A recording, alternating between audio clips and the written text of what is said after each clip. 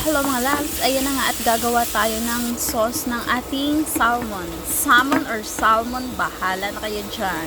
Ayan, nagisa tayo dito ng bawang gamit ang butter. Pagkatapos ay antayin natin siyang mag golden brown. Pero naglagay na ako dito ng asin, konting pampalasa at saka ng paminta. Maglalagay din ako dito ng basil leaves. Bali, dry pala to kasi wala na akong basil leaves na tanim at siya ay nategi buong-buong.